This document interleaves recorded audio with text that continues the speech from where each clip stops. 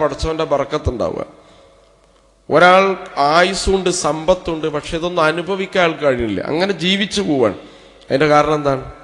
സമ്പത്തിൽ ബർക്കത്തില്ലാത്തതുകൊണ്ടാണ്, ആയുസ്സിൽ ബർക്കത്തില്ലാത്തതുകൊണ്ടാണ്. ധാരാളം കുടുംബവും സന്താനങ്ങളും വലിയ തറവാടൊക്കെയാണ്, പക്ഷെ ഒരു മനസ്സമാധാനമില്ല, കാരണം കുടുംബത്തിൽ ബർക്കത്തില്ലാത്തതുകൊണ്ടാണ്. അപ്പൊ ബർക്കത്തിന് വേണ്ടി പ്രാർത്ഥിക്കുക എന്ന് പറയുന്നത് നമ്മൾ പ്രാർത്ഥിച്ചാൽ അള്ളാഹു നൽകുന്ന ഒരു കാര്യമാണ്.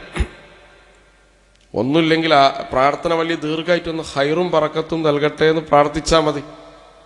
അപ്പൊ അറബികൾക്കൊക്കെ നിങ്ങൾ നന്മ ചെയ്താൽ ബറക്കല്ലാഹു ഫീക് എന്നവർ പ്രത്യേകം എടുത്തു പറയും, അള്ളാഹു നിനക്ക് ബറക്കത്ത് ചെയ്യട്ടെ എന്ന് പറയും. അത് നല്ലൊരു എന്നല്ല അങ്ങനെ ചെയ്യുന്നത്.